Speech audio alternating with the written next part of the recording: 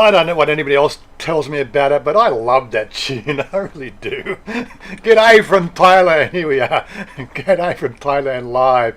Good morning, Robert McInasia. You still there? And Chris Brand and Dilbo Baggins, 69. Mark Verdun. G'day, mate. How you doing? Okay, here we are.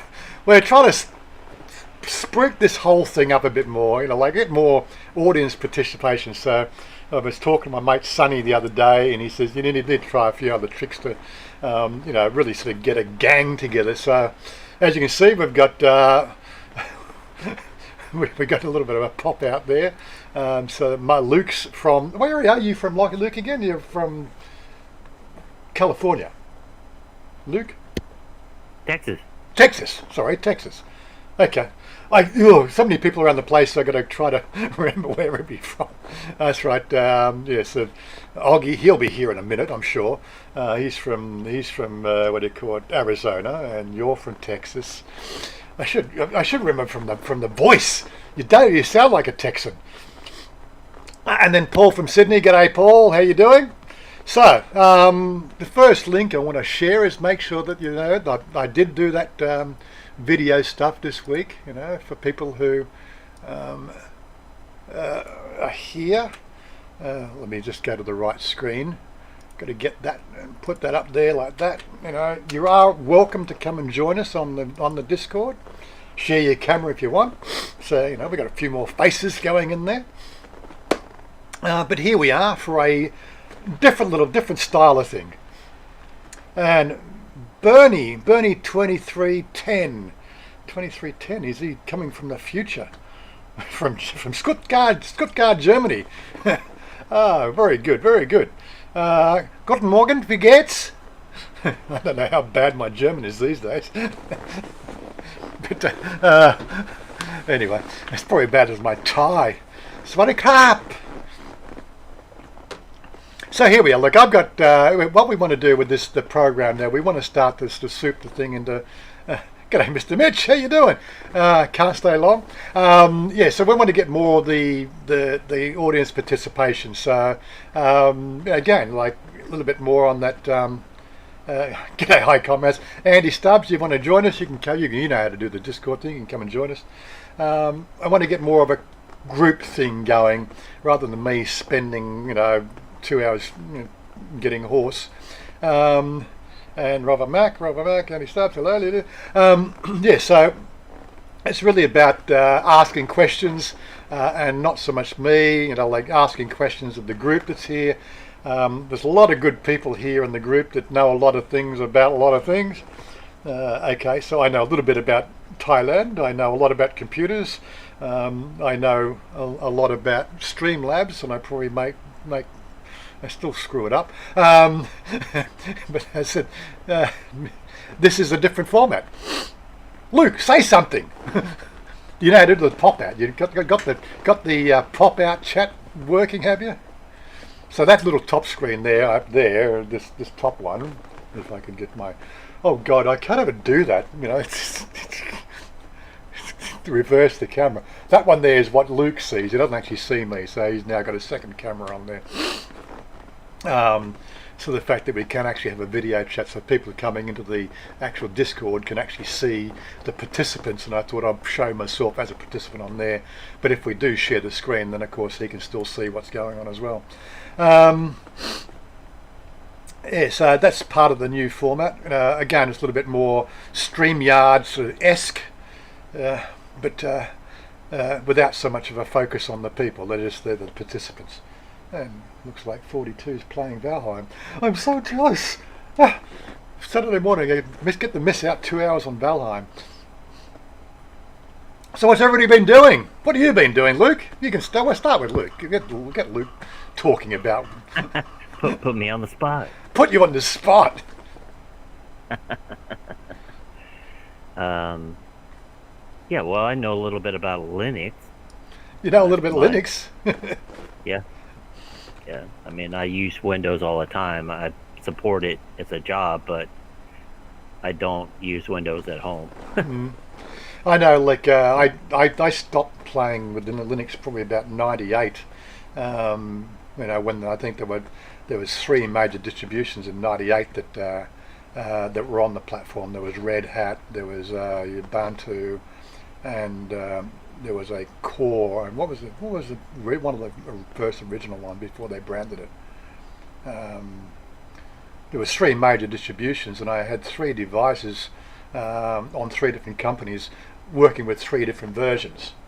And I'm going, this is ridiculous. Why can't people standardize it? Because the fact that, just like Windows, Windows 95, Windows 98, Windows NT, and even in those days, just enough of the different versions around the place in Windows was enough to, for an IT engineer to deal with. Whereas I could see Linux just going ballistic with how many versions are there now? I wouldn't have a clue. Oh no, yeah, you don't want to know. It's worse. Yeah, Bernie's asked a question there. Where do you stay at the moment? I'm staying west of Bangkok at the moment. Well, this is where we live. Let me bring up a screen just so that you got to go to maps. Give you a bit of a zoom in on the map so you get a bit of a snapshot. Looks to me like you're living in front of the 7-Eleven. Look, doesn't it? Yeah. So non-chem is our little jaunt there. That's our main sort of place. Get rid of that. Yeah, so there's the centre of Bangkok here, and there's non-chem here. So we're about 25 kilometres out of the city, going west towards Kanchanaburi and Ratchaburi. We're on the main road. This one here, it's Petkasem Road. That's a traffic grid nightmare in the morning and the evening. It's really a terrible piece of work. But yeah, so that's where we live. Richie Kinstar, g'day. Where's Stephen Manash? Yes, he hasn't got a late note. What about the quarantine in Bangkok? Well, we did the Tuesday, the video that came out on Wednesday. We talked to both Niall and Vance, 2 of my friends here that have come back. Well, Vance came back sort of November last year. And we had Niall, he's just finished quarantine last Sunday. Bit of a comparison. One thing sort of Vance sort of said, make sure you bring plenty of alcohol because they won't serve it to you in the room, but you are allowed to bring a litre into the country through what do they call it? What do they call that stuff when you come through the car? God. Customs. Customs, yes. So you're allowed to bring a litre in when you come through customs. And what he did is he brought those little 50ml, shot bottles, basically a suitcase full of, and he rationed himself for the 2 weeks, which was good. But they were just comparing their rooms. So Vance had a 2-bedroom suite in one of the upper class hotels, whereas Niall, he's coming on a budget. Oh, there he is. Hey, Niall, how you doing? Peace out, brother. Come and join us on the Discord. You know how to do that. So Niall was paid 32,000 baht, and he was just saying that he didn't have a room, or he didn't have a window for the first 7 days. That would have been a bit of a hard slog, I'm pretty sure. But yeah, look, Niall, you know how to turn your camera on. Come on. Depending if you've got enough bandwidth and a camera to go, that is. Has anyone got a vaccine yet? A mate of mine in Alaska, Psycho, Cody, he had his first shot last week. He's still speaking English, so I guess the meme of speaking, oh yeah, speaking Chinese is out the door because he's still speaking English. But yeah, so he had his first shot. He's got an next one coming up in a couple of weeks. He may get on a bit later on and tell us about his experience, but he said it wasn't too much of a drama. Say hey, Warren, Patrick, g'day, how you doing? Does non-chem mean young salt? No, I think it's non-chem was something to do with it was a particular reed that grew in the marshlands out here. I'd have to, I don't know if there's even a way for me to, I did do some research on it once, but if you ever look at that, I don't know. So if we, what does Google translate as? It just says non-chem district. Okay, so the non-chem district, one of Wikipedia. I think we got a Wikipedia article there. Thai pronounced non-chem is one of the 50 districts of district Kret of Bangkok. The name of the district comes from Nong, which means wetland, and Cam, which means reed. Yeah, okay, so I wasn't too far off base with that one. There you go, a little bit of info. Oh, I should, yeah, if I'm going to share the screen again, I should do that when I do that. So it means wetland reeds, because where we are is the floodplain of like the two rivers. We are, when you look at the actual map, going back to the map there, we have the Tar Chan River, and we have the Chal Praya. We are effectively right in the middle of that alluvial plain there, which is the the wetlands.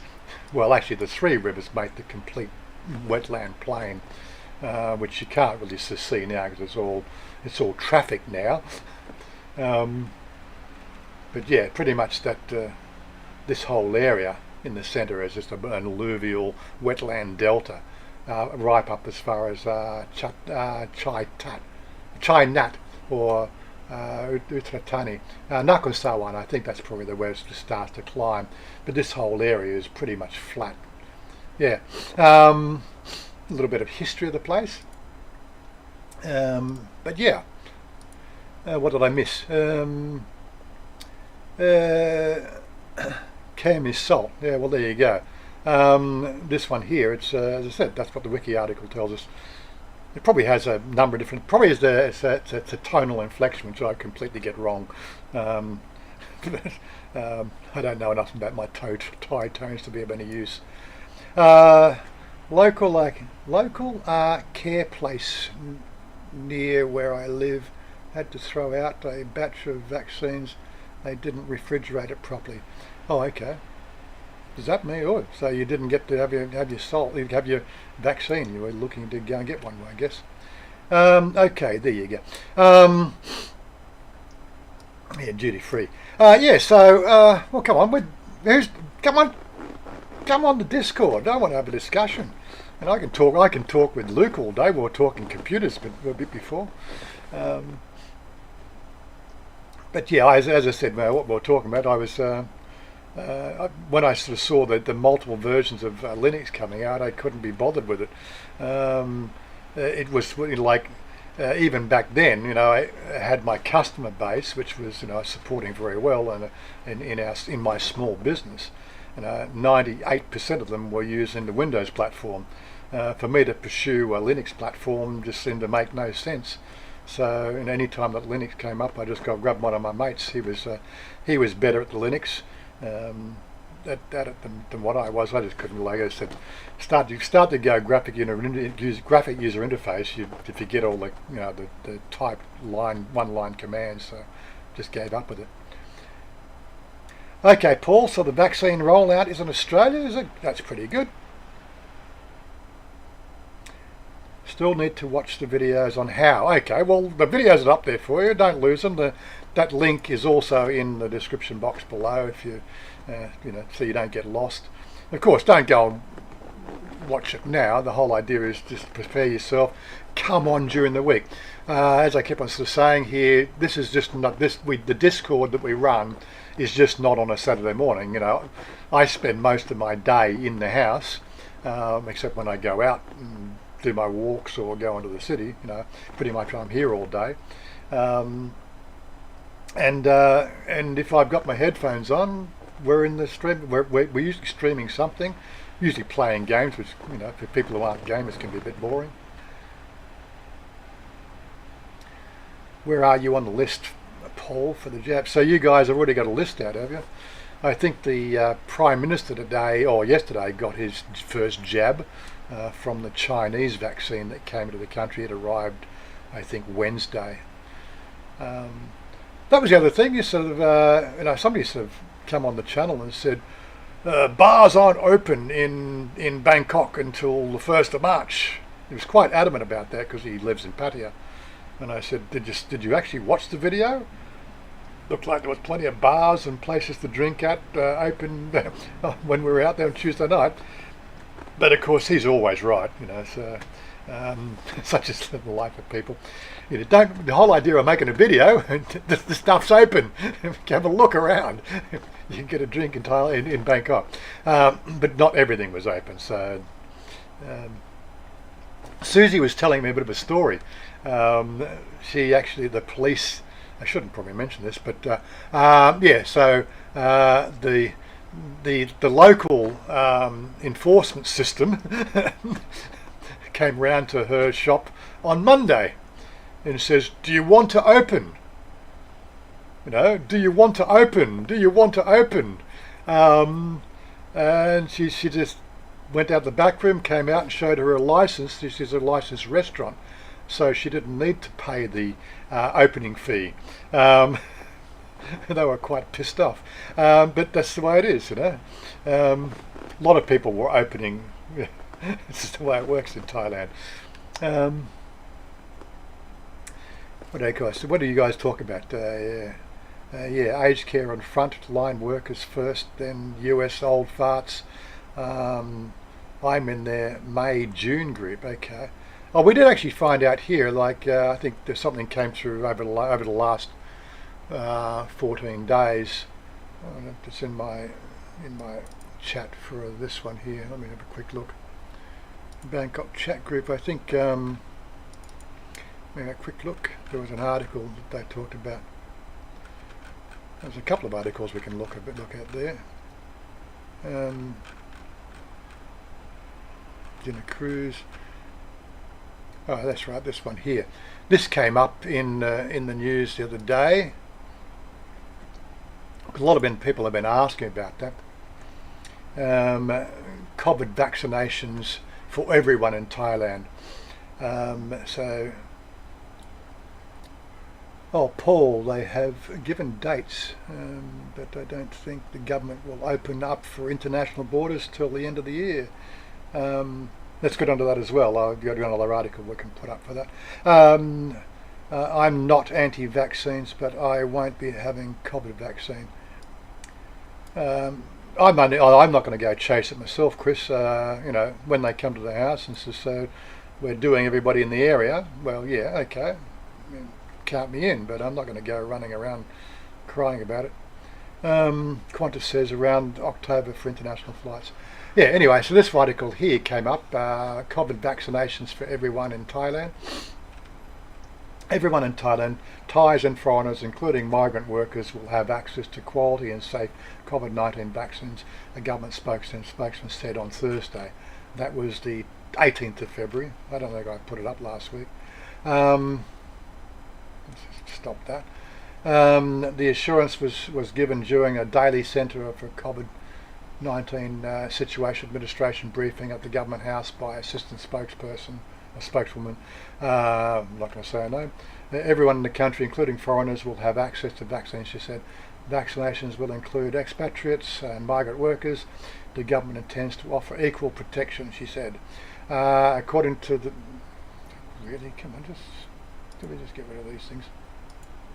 According to the doctor, whatever his name is, the government has 3 objectives for COVID-19 vaccine: to reduce the COVID-19 illness and deaths. Vaccinations will be for people older than 60 years old, for those with chronic diseases. To protect the nation's health system, recipients will be medical personnel. Recipients will be medical personnel as well as workers and officials tasked with the disease control or are in contact with patients, and then protect the national economy and the society. Recipients will be the general public and workers in the services, tourism, industrial sectors. Employers will co-pay for the vaccination for their migrant workers. Vaccines will also be held in reserve for emergency use. The first limited delivery of vaccine February 24th, and I think that was pretty much only what's the day today? It's the 27th, so I think it was a day late, but it might have been the 24th that came in. used through until May to save lives to contain the blah blah blah. Yeah, so things are starting. As I said, the government, the Prime Minister got his jab yesterday or the day before.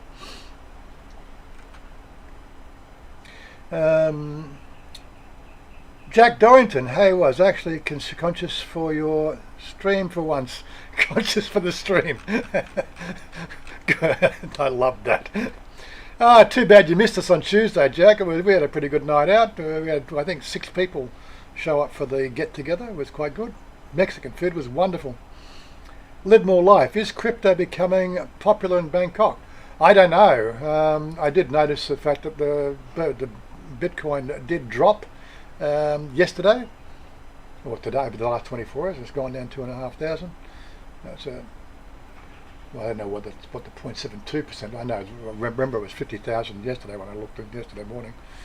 I don't know how often. Yeah, there was a bit of a. Doesn't show you. That's a 7-day graph. Yeah. There's a 7-day graph that's just dropped. Well, it's just gone up 1.3. I don't know how often this thing runs, but anyway. Look, there is a channel that specialises a bit more on Bitcoin than my knowledge base. What's his name? Fraser Hatyai. It's one of the channels I'm subscribed to. I can't remember exactly the name of it. But he's on Facebook as well. He does a lot of stuff on Bitcoin. He's done a few. Let me see if I can give a bit of a plug for that. See if I can find his name on the list.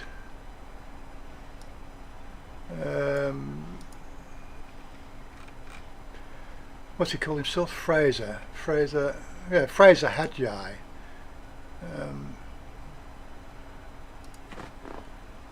Control C, put that up here.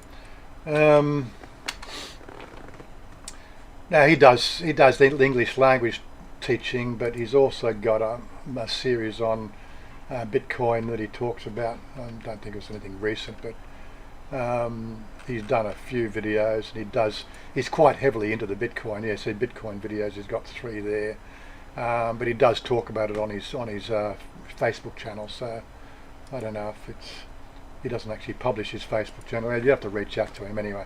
But he does a fair bit, and he's quite up on the Bitcoin scene here in Thailand. So worth checking out that one if you want.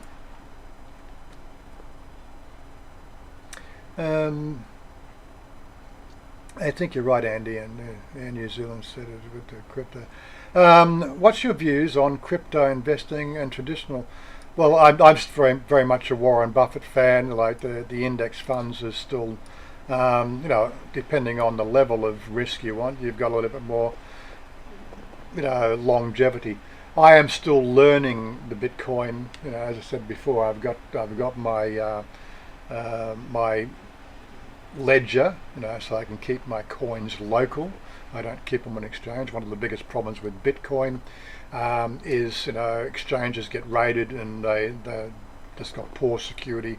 And we've, over the last 10 years of Bitcoin, we've heard of so many people losing because basically an exchange gets hacked. You can't hack the actual Bitcoin in encryption, but the exchanges themselves can be hacked, and they steal your stuff because of the fact that the coin hashes are kept in a database which is not your database. What happens with the ledger, from what I understand from reading it, once you buy your coin, you can then transfer your coin into your own holdings. So rather than holding it in exchange, you can hold them on this particular, encrypted key. So they stay with you. The key is useless on its own. You need your 24 passwords to match up with your key when you're using it, so that you can sort of do things with it. So yeah, that's what I know about that. But as I said, the volatility at the moment since Musk got involved, it's just set the things to completely ballistic. I've been looking at Ethereal. Was it Ethereum? Is it Ethereum? This one here. Been watching this one here, although it's very much pinned to Bitcoin, there's a number of different services that are heavily leveraged on Ethereum. So 7.9 million traded in the last 24 hours. But let's say Bitcoin is like the major coin. Ethereum seems to have a lot more foundational and less volatility. It's like it's a bit safer, you know. But anyway, that's just my opinion. Having timing wasn't great. Yeah, as it was off pay week as well. Oh, okay, off pay week as well. You need to buy the beer. Saving myself for your 21st. For your 21st, we'll have to put the meetup man into it. Saving myself for saving myself for your 21st. I don't get that. My 21st, what? 20th birthday? Give me a bit. We'll have to put more. Yeah, okay. Look at altcoins. Yeah, something that I've got a friend of mine that I talk to. His name's David. He's one of the gaming friends. But he was giving me a lot of clues and things like the altcoins and stable coins and a few other things there. The lending circuit where things that lending money for people who want to buy in coin, but you know, like what are they called, hedge fund coins.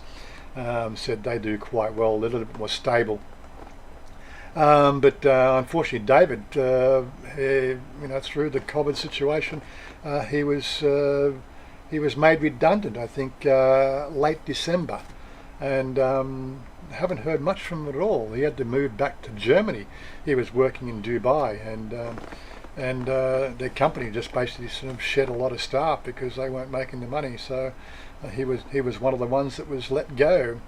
I'm not quite sure what he's doing now. I haven't seen him on the gaming circuit either. He's just been sort of tied up with other things. I think he's got a regular job even, so which means he's probably just outside our time zone.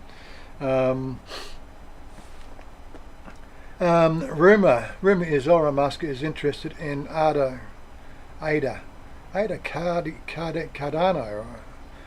So, okay, let me just see what do we get something there.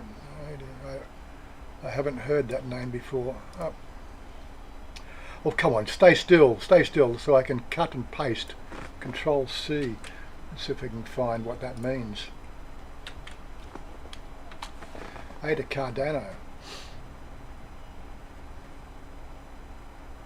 is a token of Cardano. Okay, let's have a quick read up about it. What is Ada? It's a new type of currency, a new means of transaction, direct, secure from anywhere. Okay.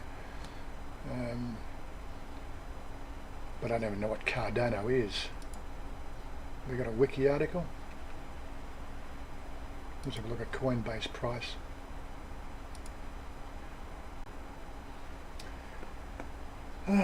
Okay.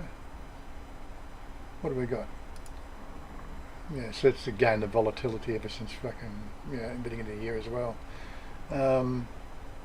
Might be something to look at. But what's it pinned to is both a crypto and a decentralized computing platform. Is a unique consensus algorithm called validates transactions without high energy costs. The real problem with all these funds, like they said, you know, if you're going to look for an alternate currency, they all seem to lack one thing, in my opinion, is the ability to actually just trade with it. You know, to go down to 7-Eleven and buy a 30 baht coffee. This is what I think is wrong with coins, is the fact that they can't handle a transaction of a population. I think the last figures I saw for Bitcoin, they can only handle something like 7 transactions per second with the way their algorithms work. Whereas if you want to replace a credit card system or a credit debit card system, you need to process something like 5,000 transactions per second, right, to be a competitive alternate currency basis, right? And because the heavy encryption that are involved in these coins, obviously to keep them safe, nothing can escalate their transaction base to be, excuse me again, to become a transaction alternative. And that's where they all fall down. They are, at the moment, they are still trying to soup these things up. Layer 1 blockchain network, Polkadot is the most popular. So I'll have to do a bit more reading on that one. But that's, in my opinion, that's what they all seem to lack, is this this system where, just reposition myself, where they need to be able to get some decent transactions going. Anyway, moving along. Tommy J, g'day, how you doing?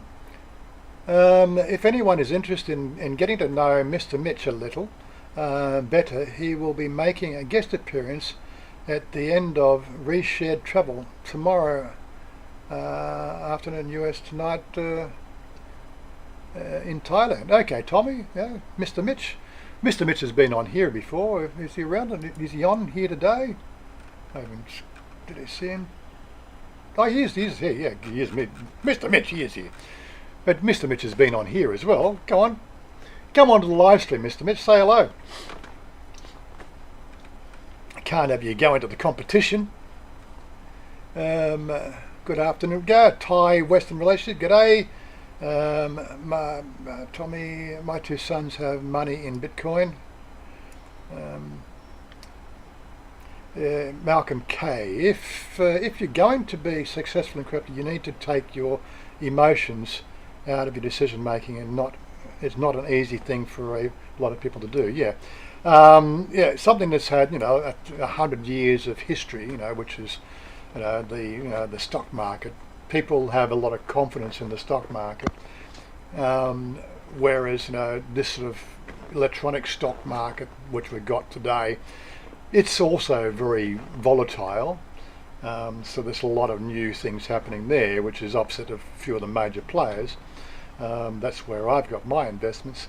The question is, do I move them out of my secure investment portfolio, which over even with last year's downfall, that the 10-year of my investment portfolio still has a 12% gain, even with that fallout from last year. So it's still making better than CPI. So it keeps me in the game.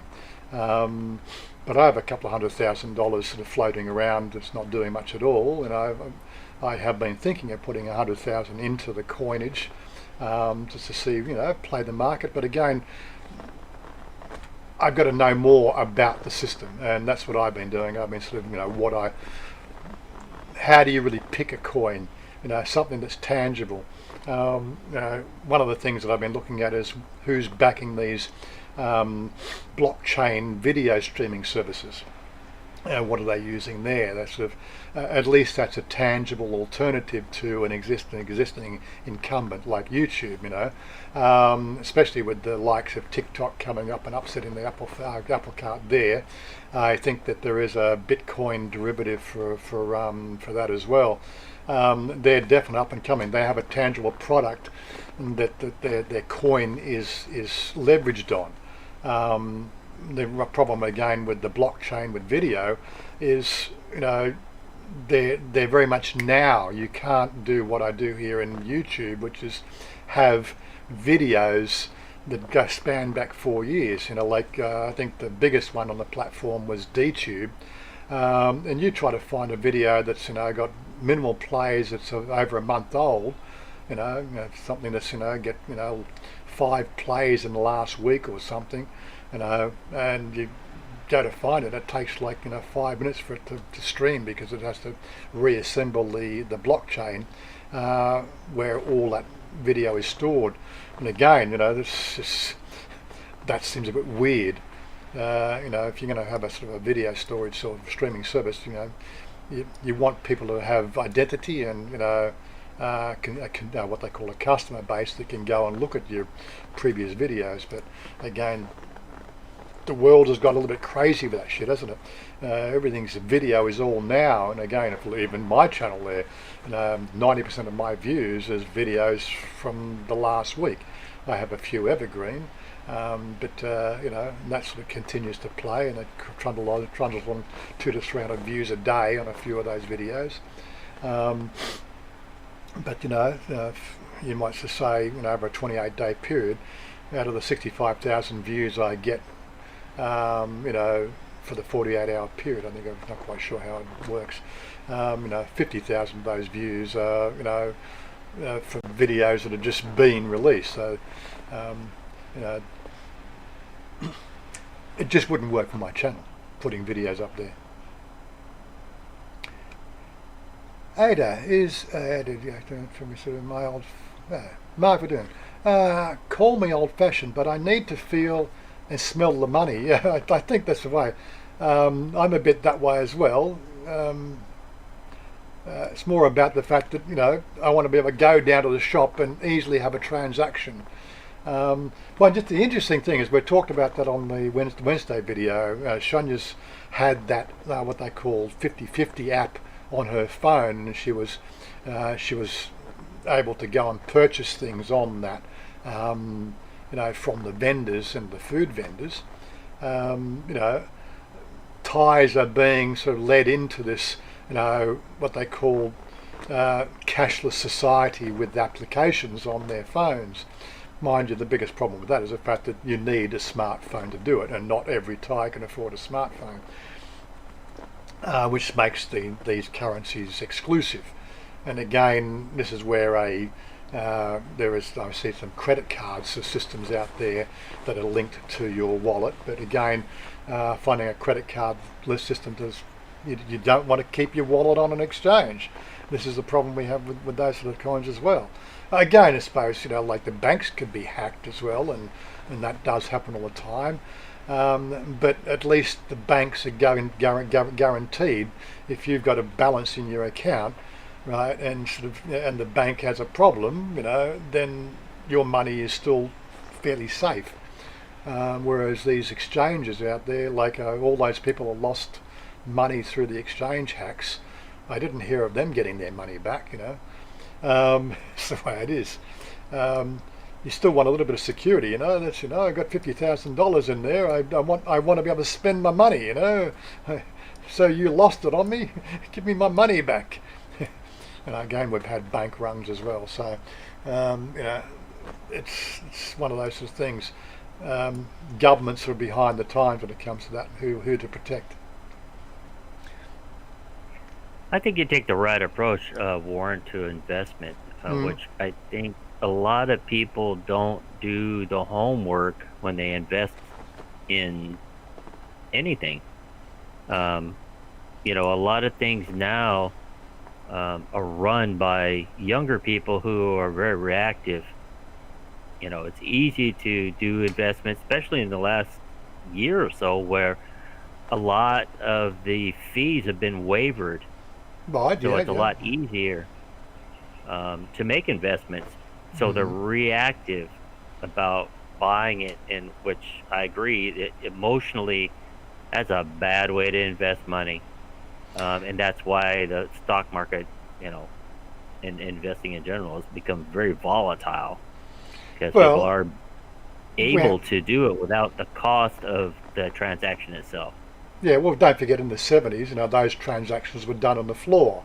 You'd have your brokerage. You'd call your broker up and you say, I want to buy 1,000 in this weird company called Yahoo, and then the broker would go to the floor, right, and then they would buy your investment, directly. And then the computer technology came in the 80s, and then we had a big crash because the computers weren't that good, and the algorithms that were driving them,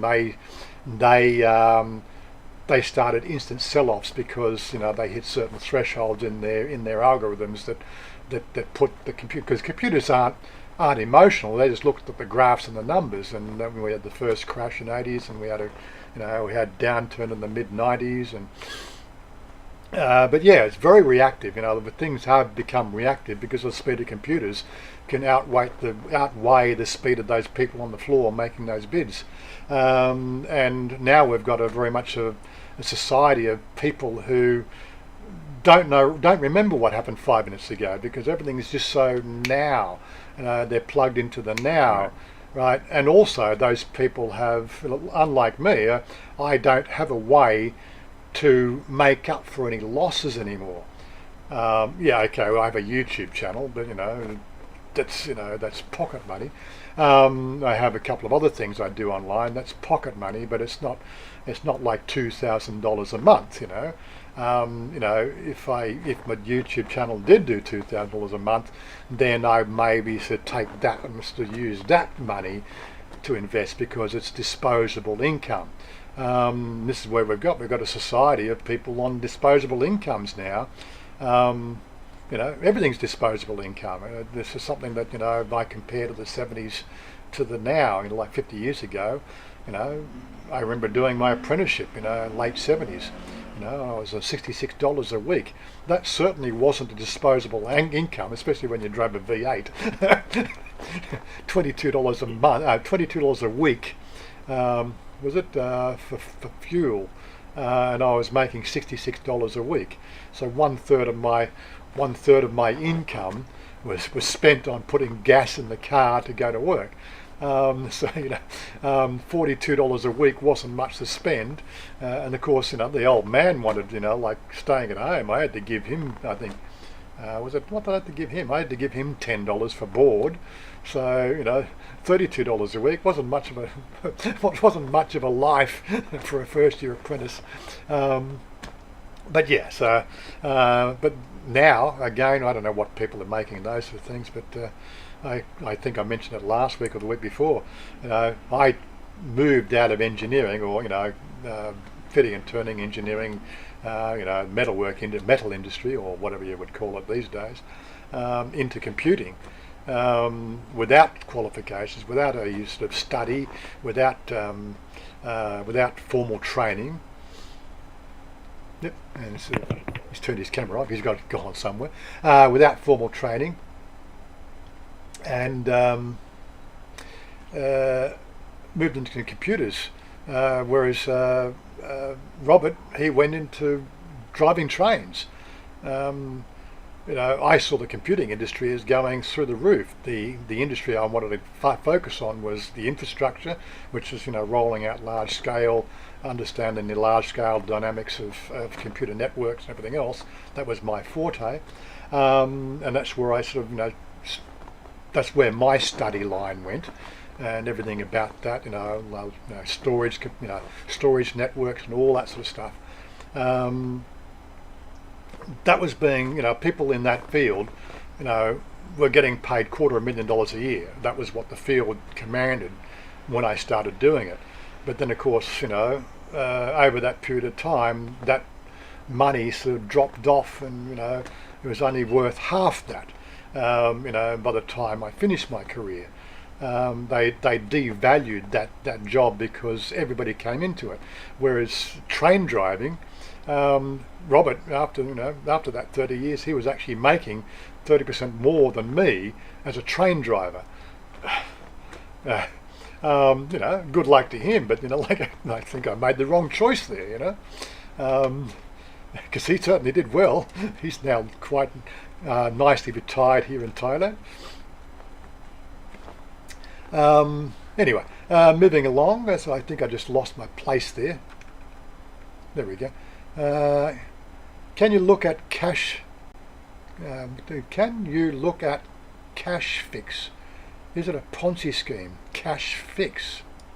Never even heard of it.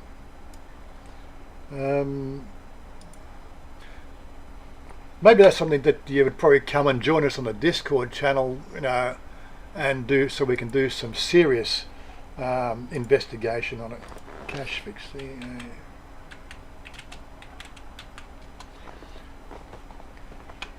Cash fix group. Expanding the possibilities, achieving the impossible. I'd have to do some research, to sort of look at all telltale signs. A web page ain't much to go off these days because they can get pretty slick. But look, maybe sort of come on, now or later, or after the stream, we can investigate it. I just watched your video from the other night. Okay, Street Life Bangkok. Which one was that? Which video from last night? Sorry, got a mosquito flying around here. Yeah, Bitcoin 61. Yeah. Text has got the TRX has got the transaction where it is a decent transaction. TRX, not familiar with it as well. Like I said, my knowledge on the Bitcoin scene, there's just so many coins and so much to learn there. It's a real minefield if you're looking for something to invest in. That's where again, index funds are a little bit more stable. You can sort of go to, like most of my holdings are in, I've gone to an expert, and we tailored a group of index funds to meet my needs over a long period of time. And what they've chosen has been very, for asking me to go and sort of, should I change that one for that one or a new one? No, so I'm staying right out of that. Let the experts, because they make money on those indexes.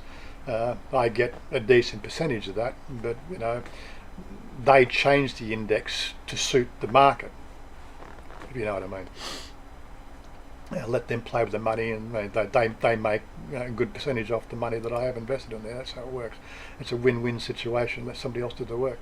Ben Newton, g'day. How you doing? Ben Newton TV, number one. Ben Newton TV. Is that a new channel? Is it? Copy, Control C. Let's have a look. Ben Newton TV. Go to YouTube.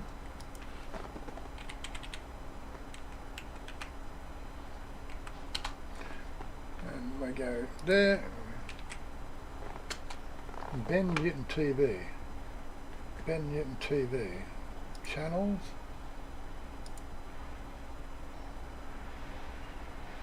Okay, so that's just your tag. Ben Newton TV is just your tag you're using here in TV number one. Doesn't look like it's a YouTube channel. Anyway, squirrel, as you say. I hear about all the good things that come from living in Thailand. What are some of the bad things? Well, I've done a few, Gary. I've done a few videos, like as even this week, on my channel. Well, when I say bad things, my channel's more about, living in Thailand, living in Bangkok. So the mundane side of living in Thailand, running around on the street, doing, like as I said in our case, like our Sunday is a Wednesday because Chanya's work week is Thursday to Tuesday. Wednesday is the only day off. Next week she's going to take an extra day off, hopefully on Tuesday, so we can get down to see Rob in Shah Am there. He's going to have a house party next Tuesday. He's invited us down there, which means Chanya needs to get off, close the shop up on a work day. That's not usually a challenge because Tuesdays and Thursdays are a slow day. But she's still doing, she'll miss out on 2 or 3 appointments on a Tuesday if she takes the day off. Something to consider. What else we got there? There was Valentine's Day and channel membership. I'd have to go back to videos.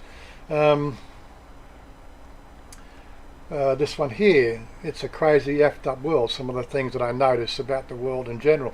Thailand life is not always perfect. Again, bill paying.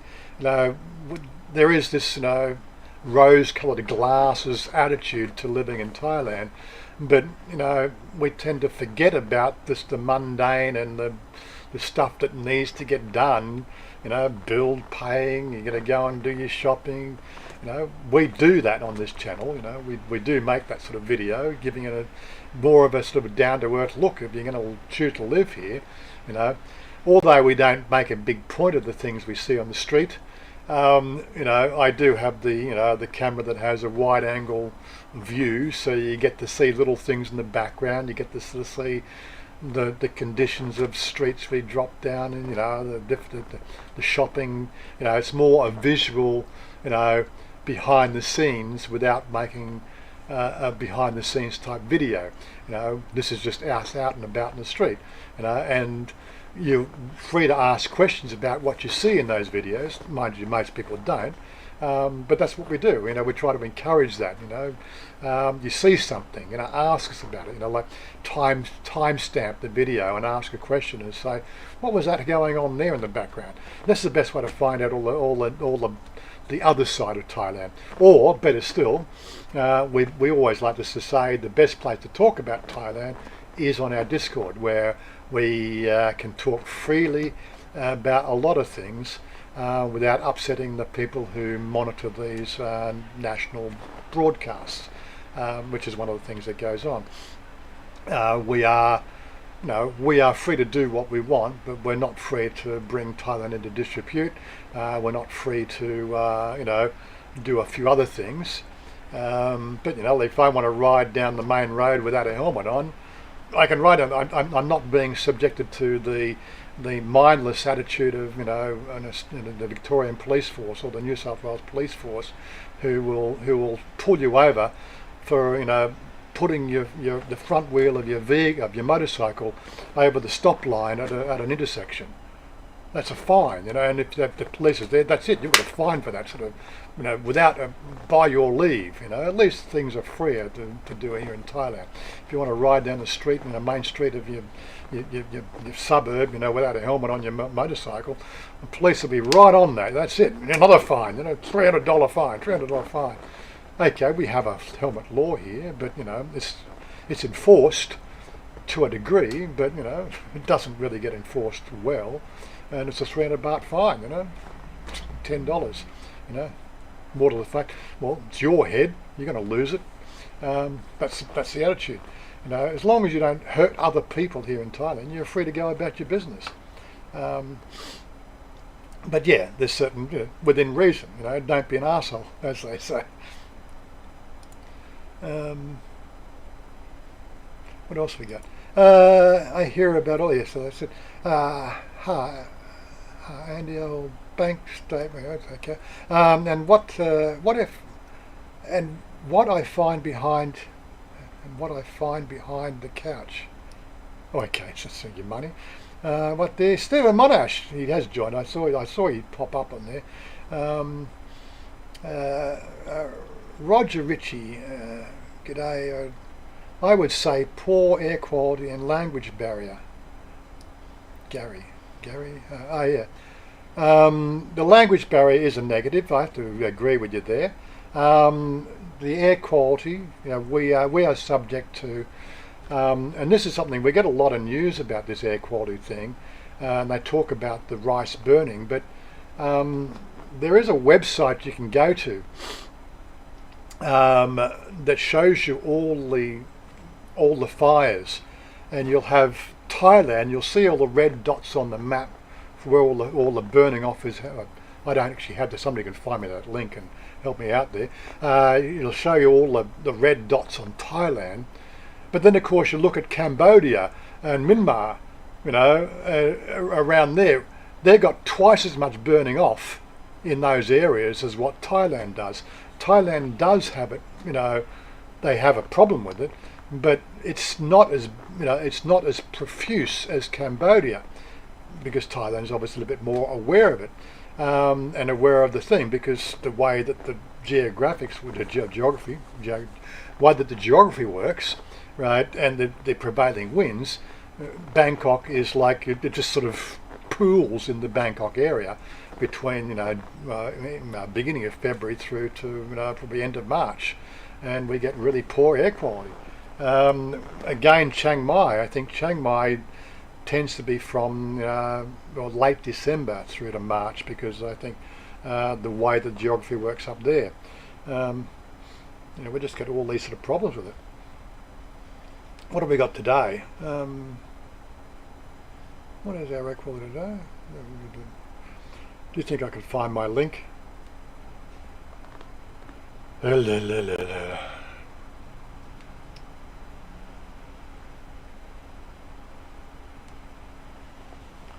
sure somebody comes and changes all my icon. Oh, there it is. There. Changes all the icon positions on my phone.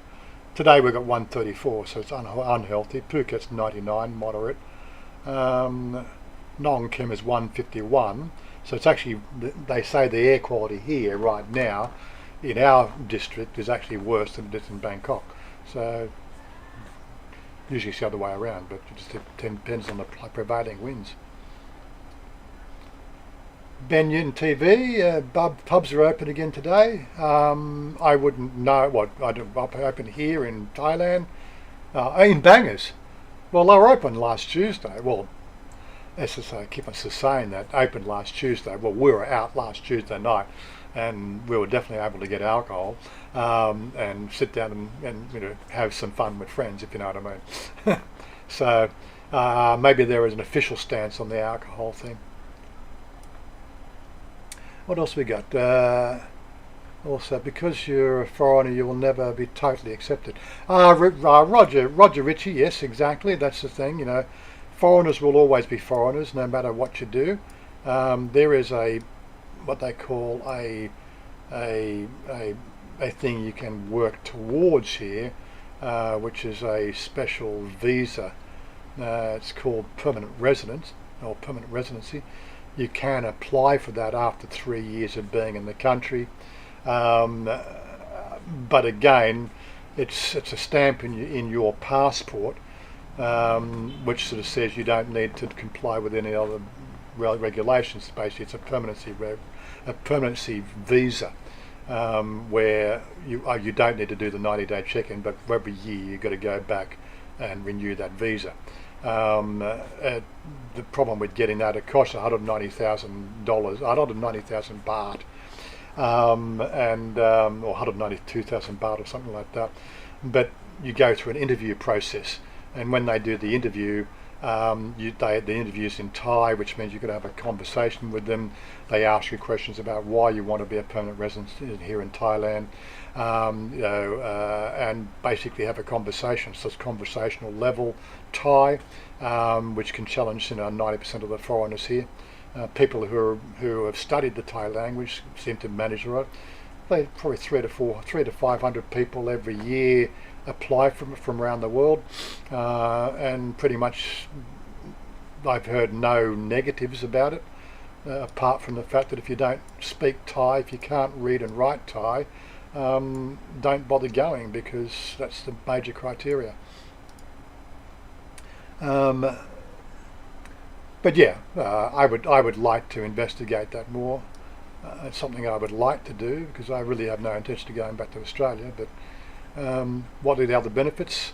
The other benefits would be peace of mind. It's a rung up the ladder from being a temporary resident here. You would become every visa that they have for foreigners here is a temporary visa, no matter which way you look at it. It can be revoked by immigration. The permanent resident visa sort of gives you a defined permanency. It is written into law, and there's a lot of high profile people that would take money out of the country if something was upset in that permanent residency criteria and mandate, and they would never upset that one, if you know what I mean, because there's certain stipulations bound to that residency. Malcolm K. Oh, sorry, before we do Malcolm K, I need to see someone to help me save money. Working, but not just sure why. Tried to be frugal, but have no discipline. Stephen, yeah, how are you going with your? I know we were keeping fairly good tabs of your financial position. Oh my God, I've freaking lost that again. We're so far back.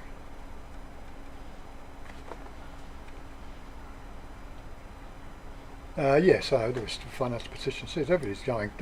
I need to fast forward This is one's directed directly at me. Keep everything going. Keep everything going. Jack Doran, there was always a lot of money for employees of state rail. Lots of overtime at different penalty rates. Yes, various shifts allows. They had a good union as well. Yeah, I know. I think that's part of it. You know, it was a government thing with a good union behind it. Yes. Robert Groves, g'day. Best investment is to hide gold until when you have none. Question for the chat room: is vegan an old Indian saying for poor hunter? Probably. That wouldn't surprise me, that's for certain.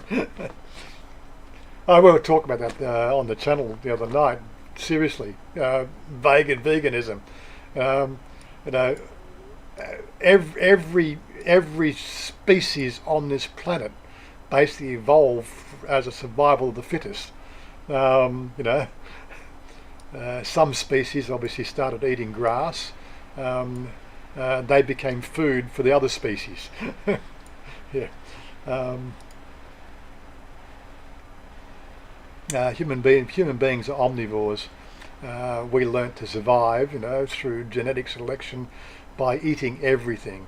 You know, we found tubers and plants that were useful for when the hunting was bad, but the hunting and the food we ate from the hunt was always better.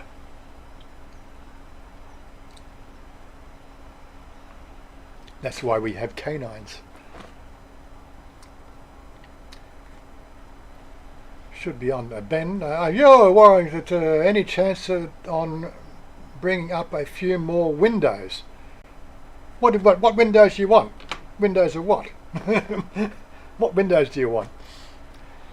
So we got if you want to come on, we got we got Luke here. He's showing you the fact that we do have a streaming position where we can bring you on the channel and you can chat amongst yourselves or chat with us.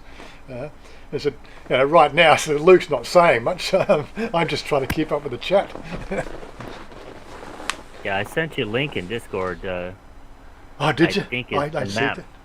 Oh, did I? I think it's the fire map you were talking about. Yeah, okay, let's see if we can get that on screen then. There we go. This is the one. Fire management system, yeah. So here we have looking at this area here is Thailand, but look at all the burning off here in Cambodia. And you have to match that one with, let me see if I can find a link. I've got a link here somewhere. God, my Discovery to Ventura Sky. So right now, what have we got? Where's the air currents? The air currents. We've got a cyclonic depression here, south of Thailand, which is pulling air from this probably a high pressure system. If we zoom in a bit more. Oh, really? I did not select that. I selected over here. You damn stupid system. So we can get an idea of where the wind is. So the wind's coming off from the west coast up into Bangkok. Right, so right now the air is clearing, it's pushing the air away. But what we do at this time of the air does come in from the Gulf of Tonkin across through Laos and pulls that air from Cambodia into the basin of Thailand. So yes, it can get quite muggy, to put it another way. But yeah, so we complain about the burning off in Thailand, but look at the burning off here in Myanmar. Thailand's got no control of that. The burning off here in Vietnam, they've got no control of that. We can control, what goes on in Thailand, but as I said, if they stop all the burning off in Thailand, it's only 1/3 of the problem, if you know what I mean. So this is why nothing really gets pushed, and this is why this is why we have such bad air, is all this burning off. But yeah, and bring my Streamlabs back up. Um, should be on there. I'll change the name with to no spaces. Okay. Yo, any stubs? That virus thing has got me real busy. Okay. Looks like a cool channel you got there. Is there a link? Oh, okay. So you're the one for. Is that? Oh, sorry. I'm a bit behind.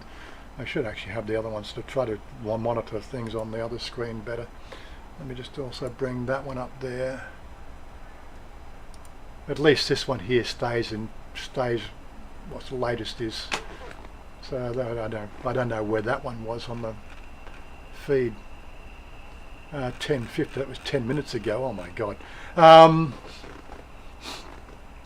Yeah, I thought Ben, you're sort of like if you want. Which channel were you talking about, Tim? What channel were we talking about 10 minutes ago? Let me just scroll to the end. Being broke, I am ahead of the game. Okay. Cash is king over here, Stephen. Yes, that's it. If I walk down on the street here, I can't use a credit card. I may be able to do what they call a K-Bank scan. But again, they would need to have a smartphone as well, and that's the thing. Most Thais, well, they're affluent Thais, and some on the street do have their smartphones, but a high percentage of Thai people just don't even have a smartphone. So it's never going to replace the cash.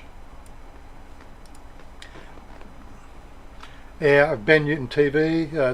Air quality was bad, and so you are in. Okay, so you are in Bangkok. I think we've established that. I don't know. I can't actually go back. That app I've got doesn't give me a graph, unfortunately. It's just, not that I have anything to do about. Not that I know anything about money. Did not think of that. Right. Good point.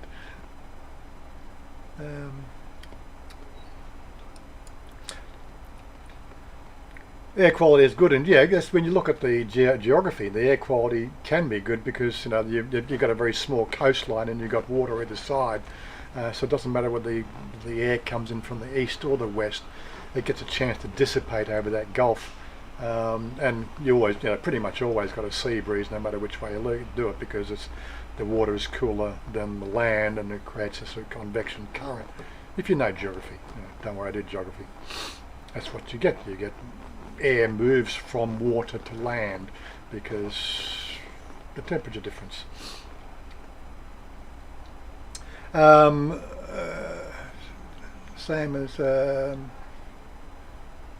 Rayong. Yep. Lucky. Might visit the beach myself, Rob. Only 5 minutes away. Yeah, they happened. Yeah, I'm just been looking for anything directed at me, of course.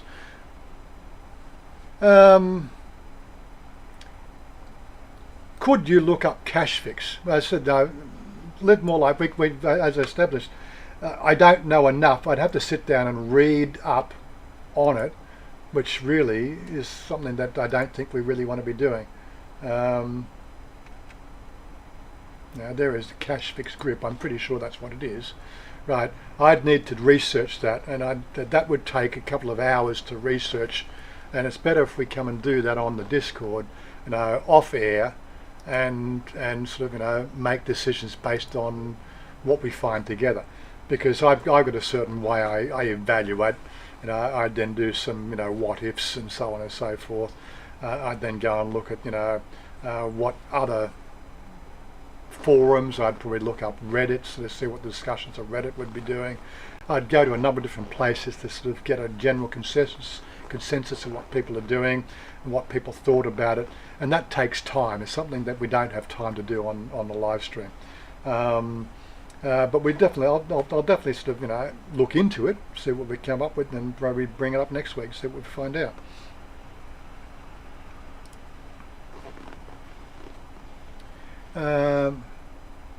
My body can spot a calorie from a mile.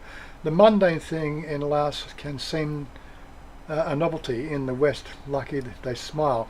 Well, that's one of the things about this, Stephen. That's one of the things that's Thailand. Yeah, Thais in general are less affluent than what we probably would sort of see somebody in Sydney or Melbourne in Australia, or for that matter anywhere in the Western society around any sort of a decent conglomeration of population.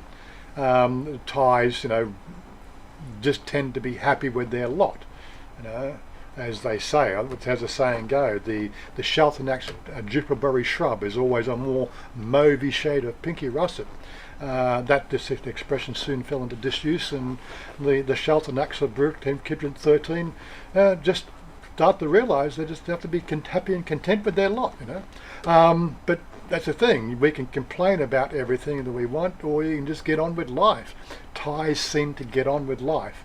And when I go out for my morning walks, they seem to be generally chatty, or as much as they want to come and practice their English on me. I'll give them a swaddy krap, and somebody my krap, and somebody don chow krap, all that sort of stuff. I'll give them the usual greetings, but they want to greet me in English, and how you going, g'day. Some of them have actually been doing the Australian thing, g'day. So, but that's, of course, they've got to know me here. I wouldn't get that in the centre of Bangkok. Walking down, with the Farang group on Tuesday night, definitely a different situation to walking down the street here in our soy on a daily basis.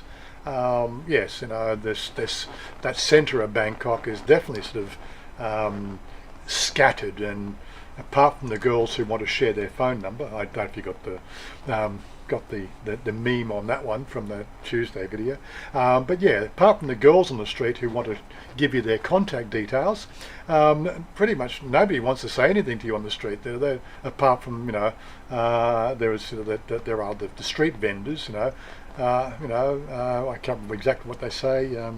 They say something which says good value to buy now. It's like their little greeting. But that's it. They're just vendors. They just want to sell you something. But the people down here generally sort of when you're walking by them, they know you by face, and they'll give you a greet you. They know you're Australian. No, well, they know you're a foreigner because you look like a foreigner.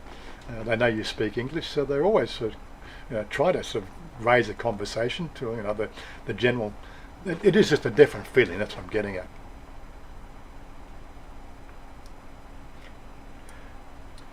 Does a good vlog name help grow subs?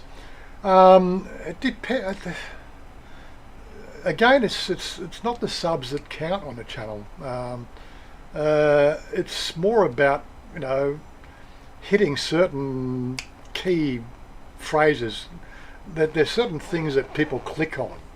I think I had a video a couple of weeks ago that where was it? If I go back to my channel, like this one here, Thailand life is not always perfect. Bills to pay, and new house update, general repairs. That one there did quite well. Nothing really different from the normal style of video, but it just had a few angles on it, which seemed to, generate some interest. My birthday, it was also generated my interest, but it was really this one here. It's a crazy effed up world, and I thought that might have generated some interest. Getting a little bit more down to earth on a typical statement, but there was nothing really to catch people's attention. Valentine's Day, that was a fun day out with mother, and checking out the markets. Very low 1.5k views. To enjoy life, don't let the misfits get you down. A little bit of a rant on the trolls, like my name come up on one of those streaming channels the other day. G'day from Thailand. That's what we're running right now, of course. We've got 36 people watching. I don't know if that's up to date. I have to sort of go back and check that one. One night in Bangkok. Well, that's doing all right. It's got some good clicks from, it's only been out for 36 hours, 1.5k views. That could generate some more ongoing thing, because it's got, again, One Night in Bangkok, that's a famous song. The Boys Are Back in Time, that's a famous song. It's a bit of a clickbait title, but you know, again, I always use a snapshot from within the video. I don't try to fake anything. You know, here's the boys are back in town. Unfortunately, there's nothing happening in town, or very little happening in town. A lot of stuff is still opening up. It does have an effect, but yet this one here, like this has only been out for 20 hours, has got 1K views already. So that's probably destined to 2,500 to 3,000 views over a period of 2 weeks. Again, my channel's been so well established. The channel's been up for 10 years. It's been public for 4.5. People binge watch my channel. You know, they'll won't do anything for 2 weeks, and then they'll watch 5 videos or 6 videos back to back. Because they've got a couple of hours spare, and you can tell they're watching back to back because I just get a succession of, you know, comments on videos from, you know, up to 2 weeks ago. And so I just know, I think Robert Groves is one of the guys that binge watches, you know. He's always catching up on my videos. Nothing wrong with that, Robert, of course. You always catch up, whatever you want to do. But yes, when it comes down to, you know, the titles are very specific. And again, the thumbnails are very specific. Now, I didn't have, in this one here, I didn't have Chanya facing the camera because she's just had all that cosmetic surgery done. You know, again, we don't want to sort of speak ill of Chanya. She's my darling, but you know, there's a certain level of vanity, you know, in her persona, which I think we all love. You know, she wants to be the best. You know, it's very critical for her business. You know, I think it's, you know, it's a prestige thing in Thai culture. Beauty is something that is, although there's a lot of beautiful people here in Thailand, there's a lot of people wish that they were more pretty. Chanya just has a particular lot of features that makes her pretty. You know, she's got a good bone structure. She's got, you know, all the right shape everywhere. You know, and she was concerned about, you know, the old age. You know, where the eyes start drooping a little bit. So she wanted to fix it. You know, she wants to be forever young, and I love her for that. Anyway, moving right along.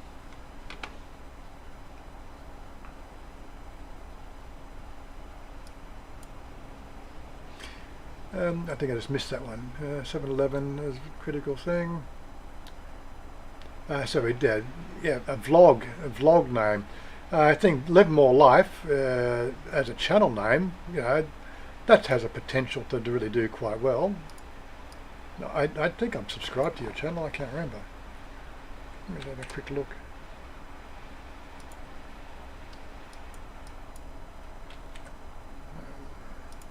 Live.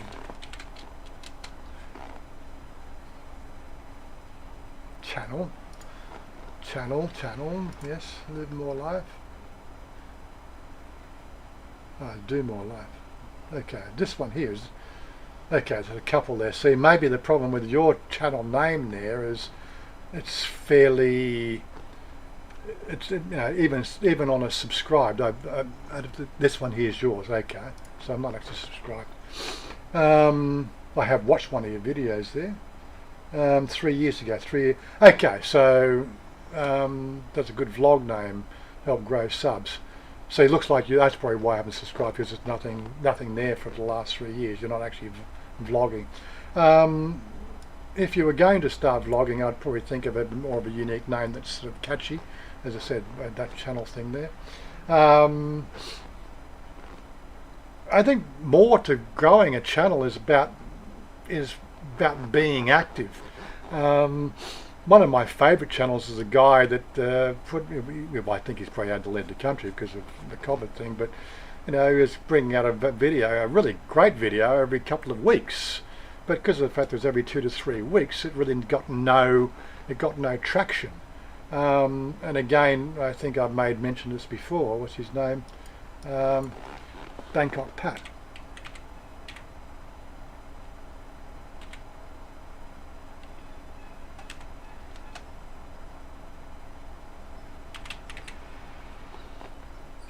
Is that what his channel name is? Yeah, this one, Bangkok Pat. Now he's been running his channel since. Let me just go small screen. He's been going videos. It's been going. His channel's been going for 9 months. That's it. I really enjoy his content. As I pretty much watched all his videos, but again, it's a video to 2 videos a month, or one video every 2 weeks, or depending on where he gets it. He takes a lot of time to compile a video because they're informational. But these videos are going to do really well. Like he's got 1,000 subs, but like there's compilation of September, 2.7k. He's got content that has lots of keywords and searchable material, so he comes up on searches. 3.8k views. This channel is going to really do well. What he needs to do is he needs to sit down and at least get a video out every week. I sort of said maybe you should find an hour or 2 each week and do a live stream, so people can get to know him. It's probably going to start out small, but it'll tend to grow if he does sort of what I do, have some information that people might want to know. I'd love to get we've got Stephen, Sean has joined us. G'day Sean, how you doing? You can hit your camera on if you want. Lauren, thank you. Hit your camera on if you want. If you Bad want hair day. You got a bad hair day, okay, fair enough. Don't hit your camera on then, okay.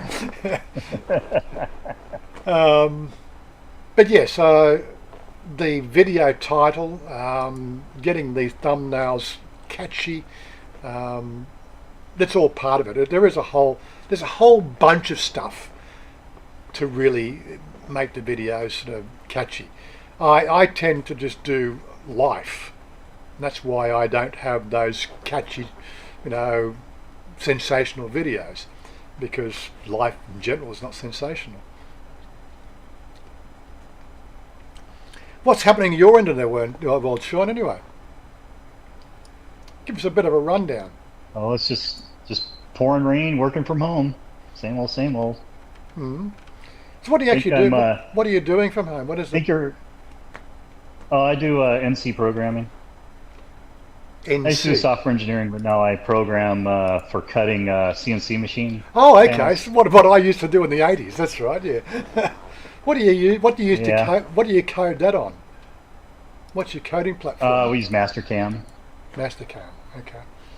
I'm not familiar with the software. We actually had inbuilt software on a PDP-11 for programming ours, but that was all vector driven. Back in those days, you'd actually plot out your drawing on a vector-driven screen, which gave you your XYZ positions, and then we could then write. It would actually write code to do the basic, the basic system. You'd have to go in there, tweak a few things, set tool heights, and all that sort of stuff. Yeah. No, it's mostly model-based engineering I use. Right. Okay. I know. I'm sure. I think I'm sure it's changed a lot in 50 years. Your newest video was Susie renting out a room for $15 a week. I might have to up my retirement plan. Oh yeah. $60 a month, not bad.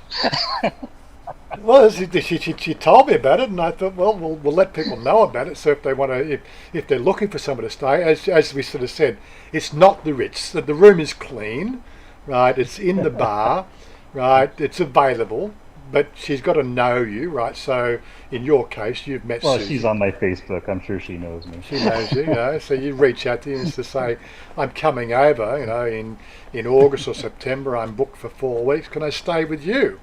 Right, in your room, and if it's free, she'll probably accept you. Because we've got just always send her a few photos of the group together. I think you got some group photos. I think I've got some of you and us together in the bar there to help jog her memory, and you'd get preference over anybody else. She's commented on some of my Facebook stuff. Okay. She knows who I am. but yeah, so I was quite surprised. But as I said, it's 500 baht for a week or for one day. It depends. It's always week by week. Yeah. You know? So if you stay one day or you stay for 7 days. That's a prime location. Right next to the train station and everything. What do you?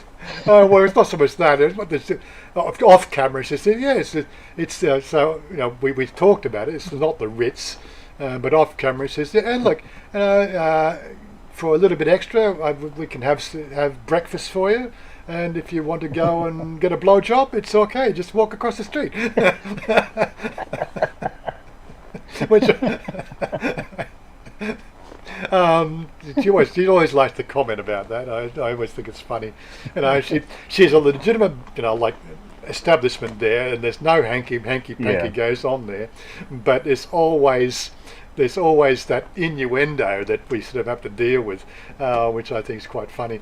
And you know, he's where she is. What do you do about that? Oh my God! Yeah, just got to run the gauntlet. You just got to run the gauntlet.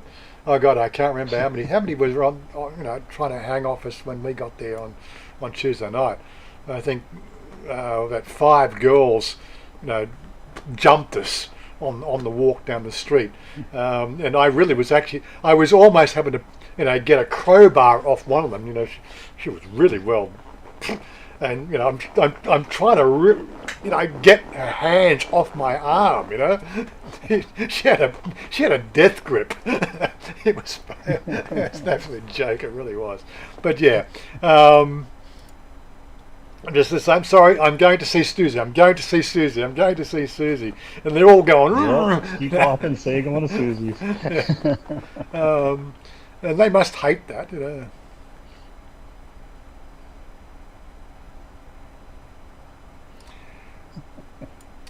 Live more life. Why would these investment schemes only allow you to invest in Bitcoin? Not quite sure the angle there. You might have to just clarify that one. Oh, as I said, come on and talk. Sorry, I'm just trying to keep Probably up. Because Bitcoin's not really traceable. Once it's gone, it's gone. Well, Bitcoin now has the NYC, know your client. So basically, you can't get an account on exchanges now, unless of course you're trackable with some sort of system. But I said, if you got in, if you had half a dozen Bitcoins before NYC, and you had it on something like a ledger or something, you know, stored offline, right? Or if I met you in the street, you know, and I gave you, $100,000, and then you gave me 2 Bitcoin, right? They can't stop that, right? That's a transaction person to person. You know, the NYC or, you know, the government systems that are monitoring it now would see, you know, $100,000 in your, you know, go towards you, but they can't see where that coin went to, right? This is they're still a bit untraceable in some respects, but they're trying to lock that down as well. Again, what's the biggest problem we have to deal with in the computing industry is the what they call the ransomware, which is, you know, again, this is the downside of Bitcoin. All ransomware payments have to be made in Bitcoin. So you're putting money in a wallet. So again, you know, you have to go and create an account with an NYC. You have to go and drop it in a wallet, but where's that wallet? Those wallets are untraceable because, you know, that's what they've done. They're in that regime. I'm not going to go into it. But if you want to deal with, I got my mate here. So I'll give a plug to a business. If you are business minded, let me go back to here. If I go to my LinkedIn,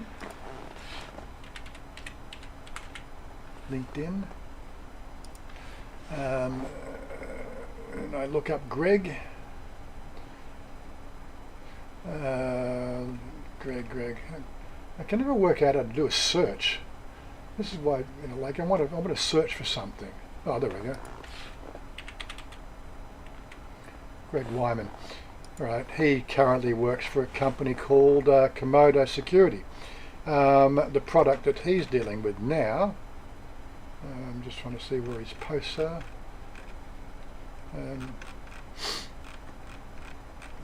Where's his post? Maybe this I can never work out. You want to read what he's been talking about. I'm going to drop off. Have a good night, everybody. Okay, Luke. Yeah, good to have day. you on. Yeah, good day. Good day. Yeah, that's a show more highlights about activity. So, right, great technology.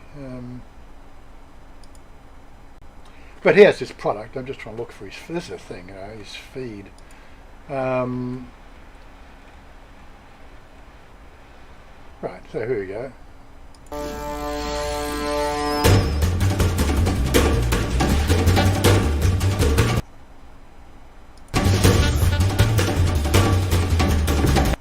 I don't think we need to listen to music. Regardless of where the users are located, transform your security.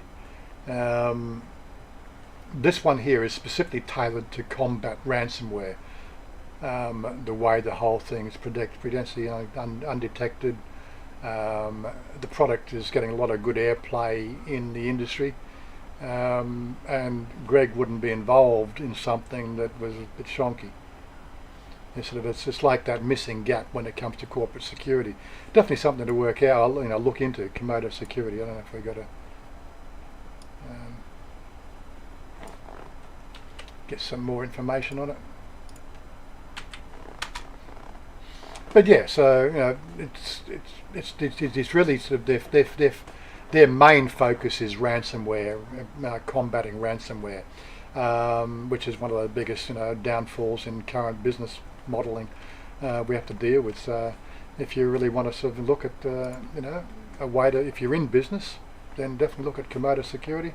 Reach out to my friend Greg. Tell you sort of met me through here and might be able to do your deal. Leading cloud-based cybersecurity platform, endpoint security, managed detection and response, and network security. A lot of big names behind it. So yeah, bit of a plug for them. Greg and me go way back. Since there's nobody else on the video side, we'll just close that. Okay. Mark, we're doing the ads on Facebook lately. Yeah, I know, it's terrible, isn't it? What have I missed anything? It's one of those things I want to avoid loss. Okay, you're still trying to work out your money thing.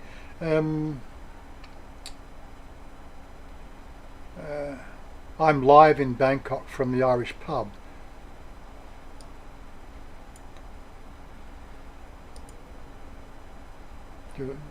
At the moment, you're live in Bangkok? Right, well,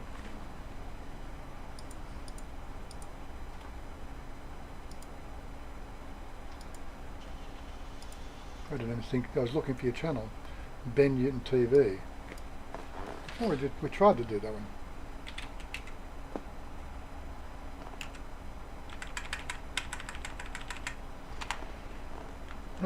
Ben Newton TV, all in one word. I'll have 12. I got it right this time? And no, not number one, just one.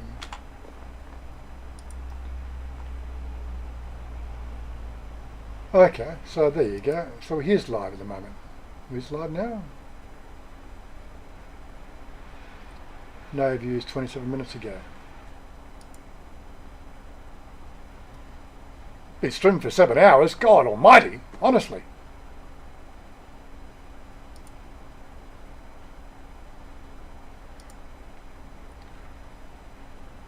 9 subscribers. So what do you want? What's your purpose there, Ben? So what do you want to achieve with your channel?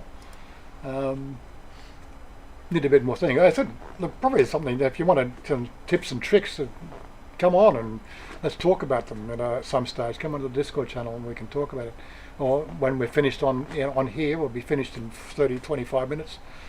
Just hit me up on Discord. We can talk about what you want to do.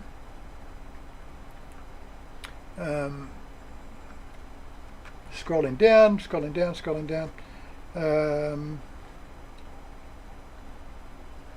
Nice trip, I think. First South Korean sounds like interesting choices. I'm just looking for no Warren. You haven't missed out on any questions. Oh, cool. um, I've got one chat that I mark my position on, which I tend to sort of scroll off too fast, and I've got the other chat up here, and I've got to keep eyes on everything. And oh my God, there's just the difficulties of running a live stream. It's always fun. There's a nice shot of Siam Station, I think, there with no people on it.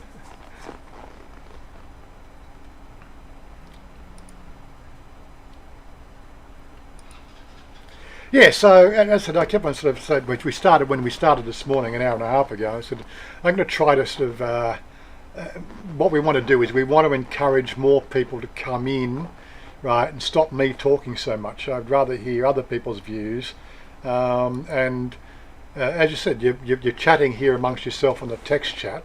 What we want to do is we want to get you involved in the live chat so we can have a discussion.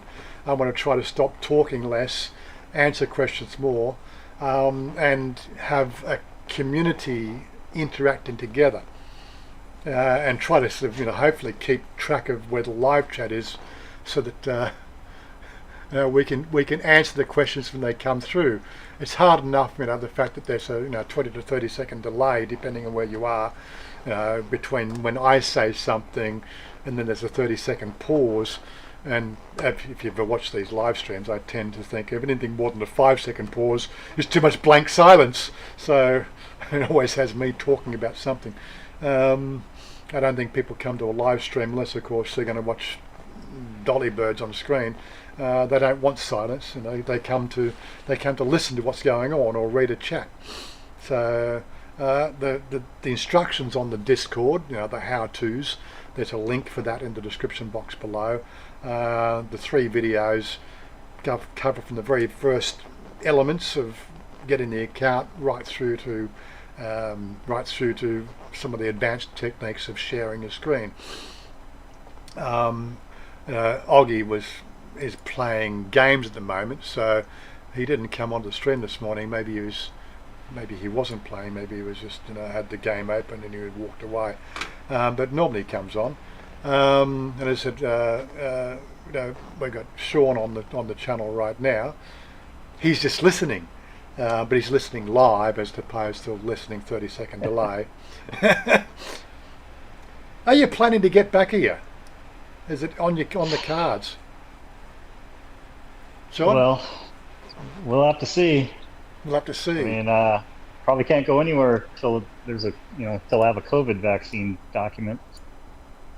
Yeah, I've got Psycho. He had his first jab last week, so he's the only thing holding Psycho up, or Cody up, right now is he's got to sell both properties, and he's got somebody renting one of them, and again he's living in the other. So the one where he lives now said he's not going to be a problem to sell, but it's just a juggling act.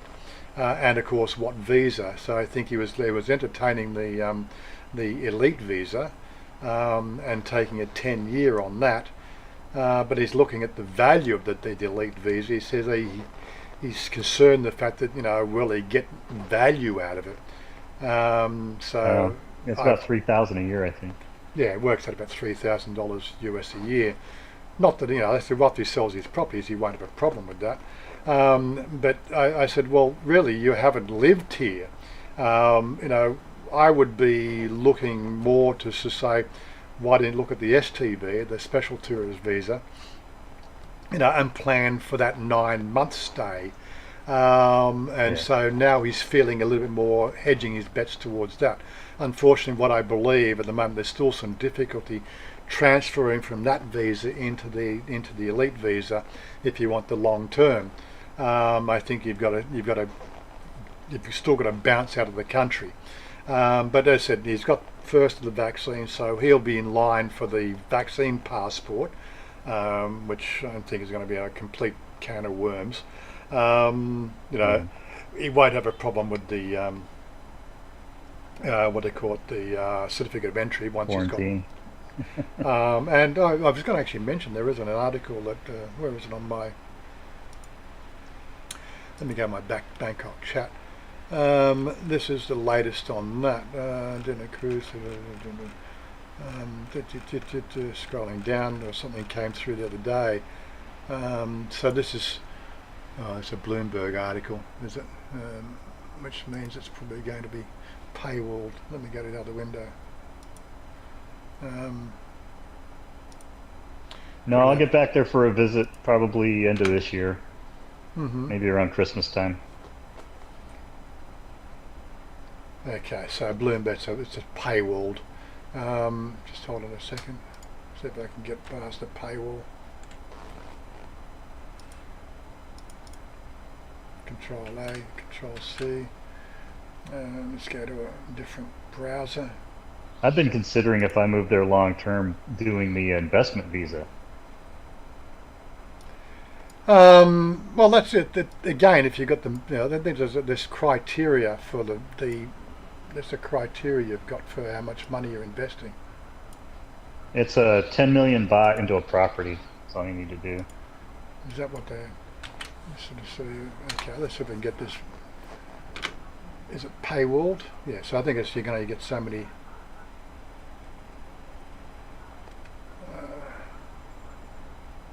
Cancel.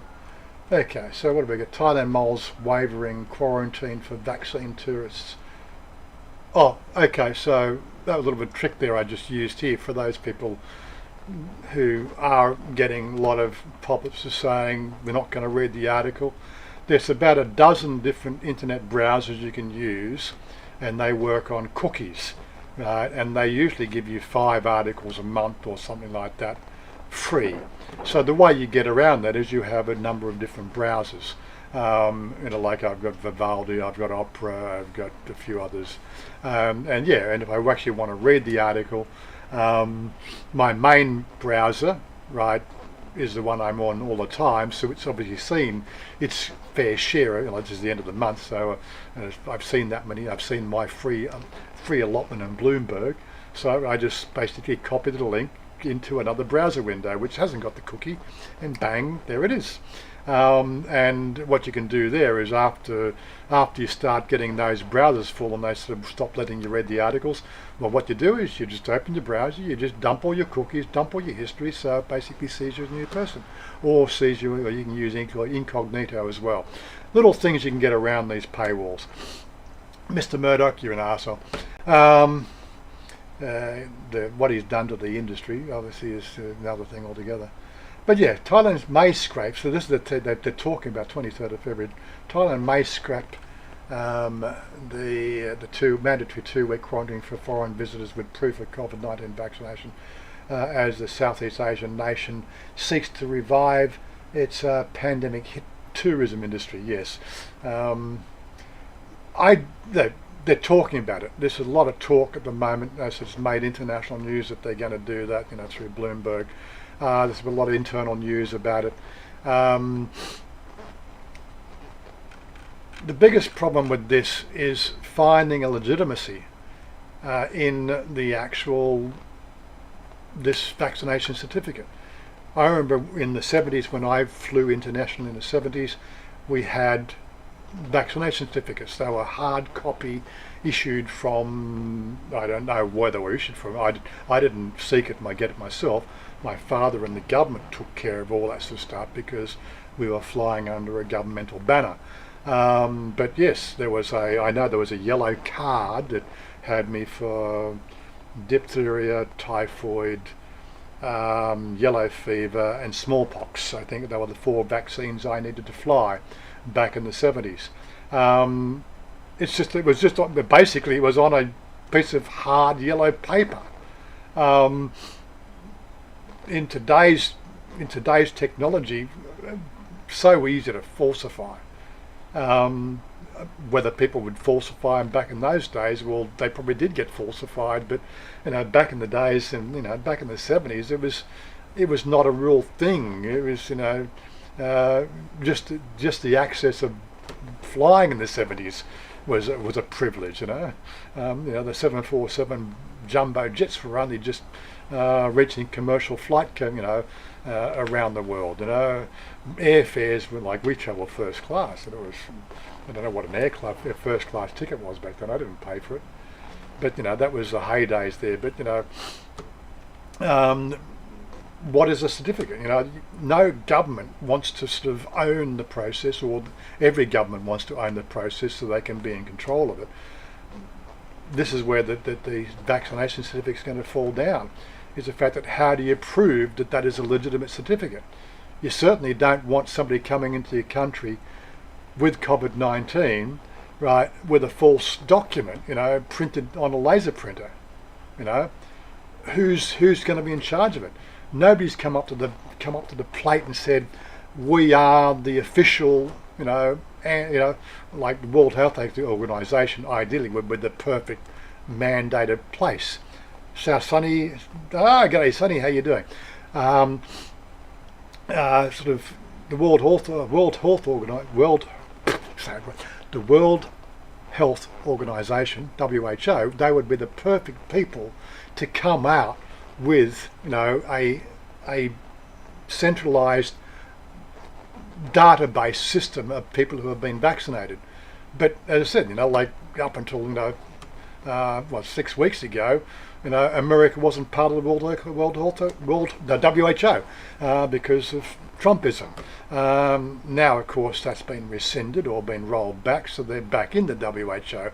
But not every government around the world is on board with the WHO, right? And has the WHO got an app ready, or a centralized database where people can be legitimately verified as being vaccinated?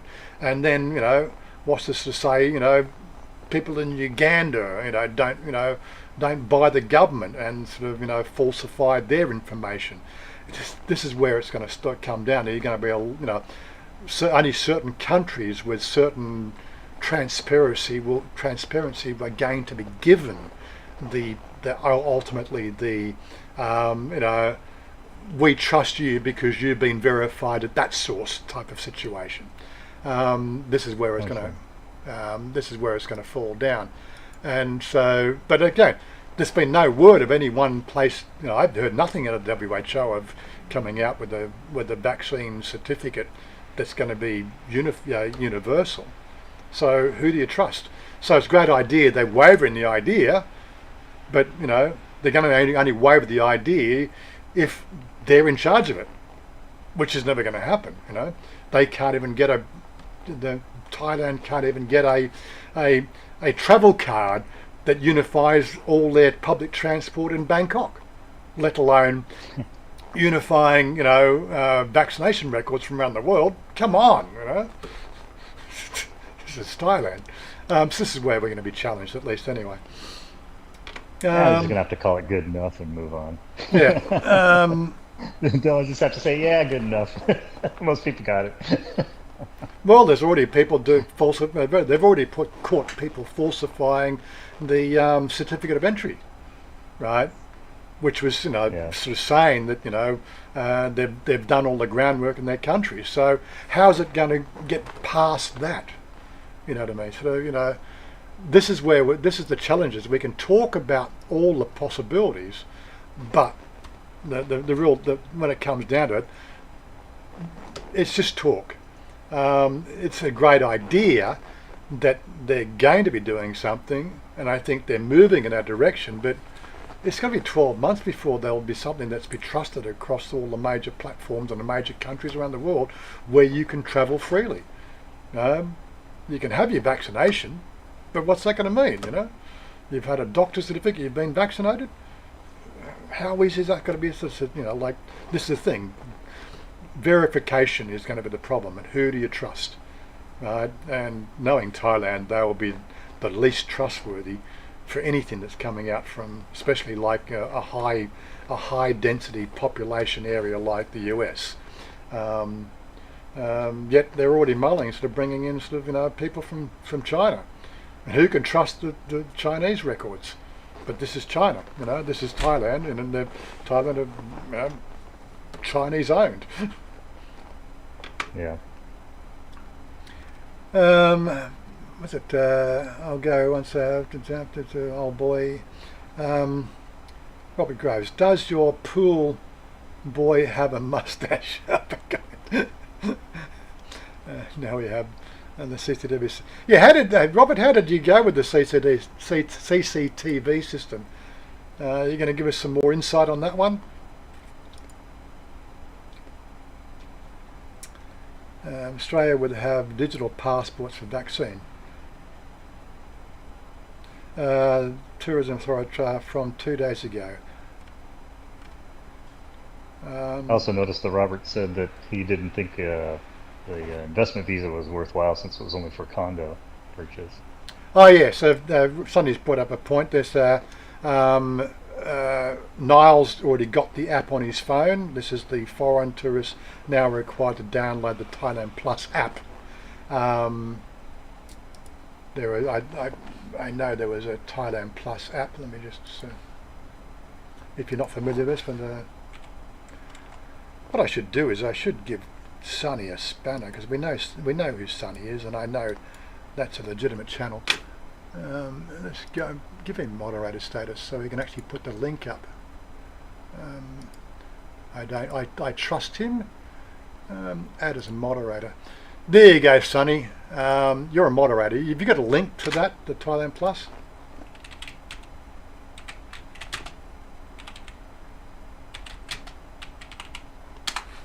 I can do a search Google Thailand Plus. There we go. I got the two of them. Yeah, so this is the app that they've got a. It's similar to the I've got this the Thailand version of the app on my phone, which I think they call it. Well, I can't even say the name. Chanya or something like that. It's this app here, which is blue, so you can't see it. There we go. He's just.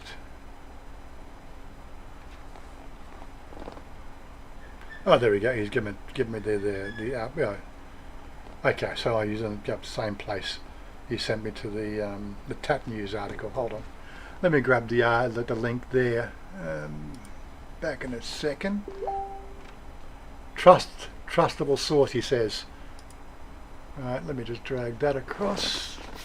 So there's the app on the Play Store. Right, and there's the Tap News. Yeah, foreign tourists are now required to download Thailand Plus app prior to arrival.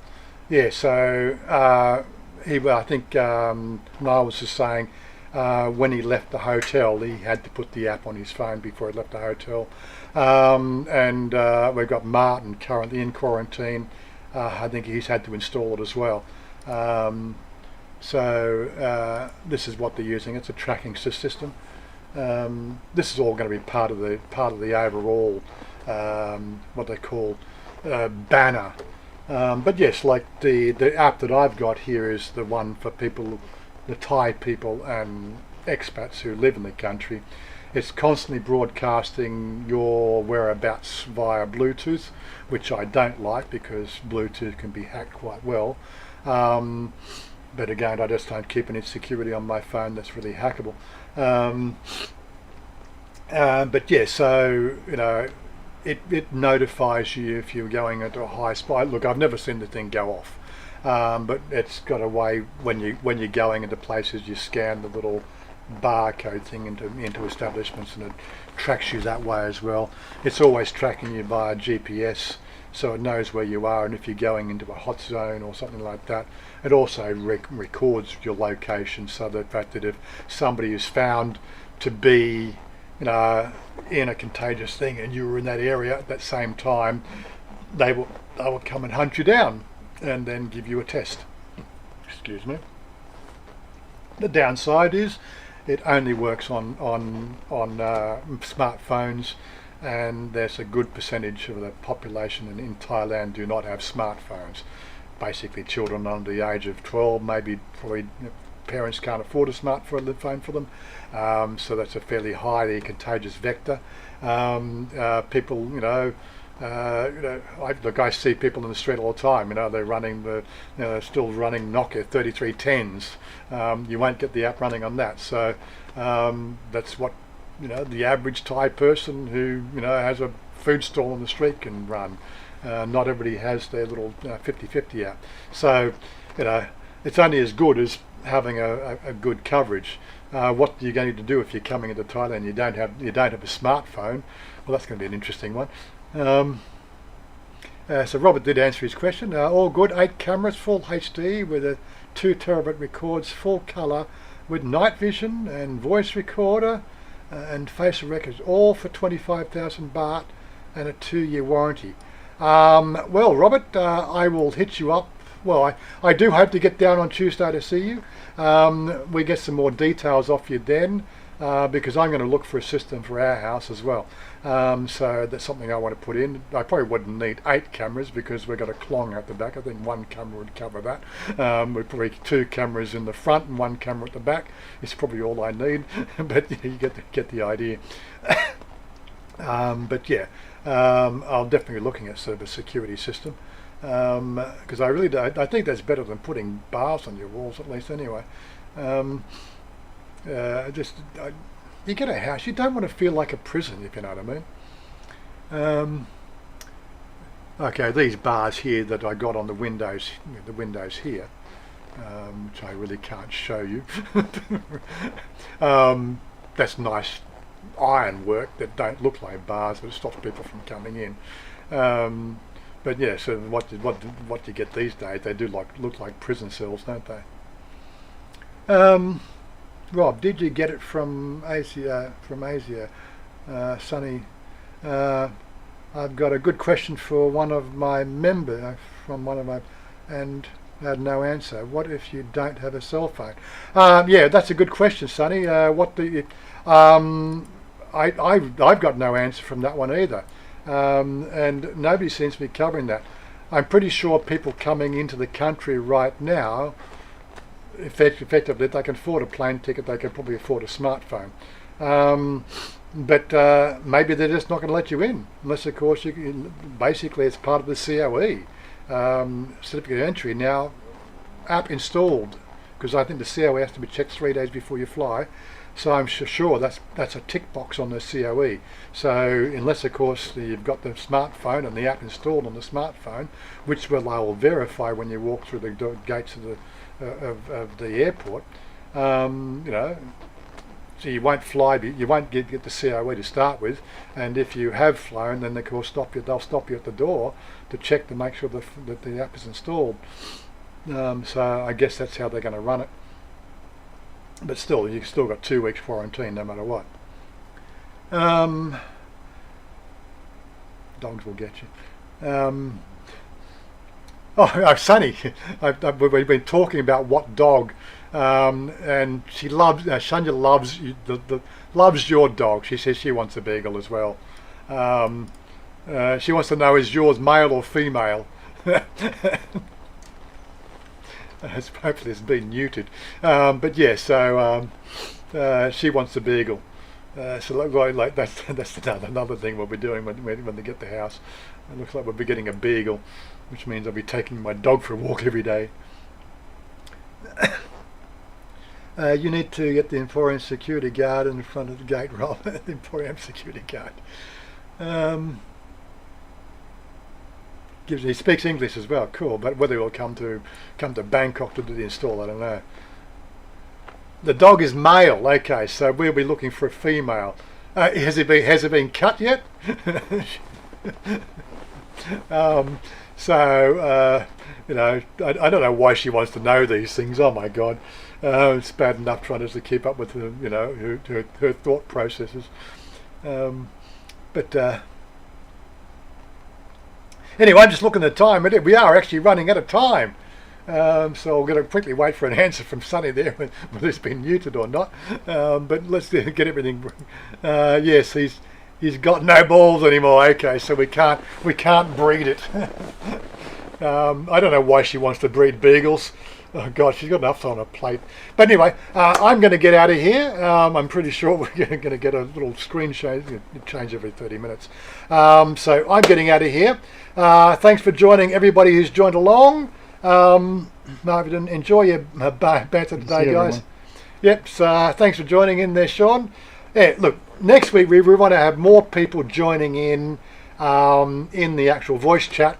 And I noticed if you want to come on the actual live video, sharing your video screen as well, so we can get you popped up there and really get a good bit of a conversation going. You know, get me talking less and get you guys talking more, talking amongst yourselves about the things you're talking about here.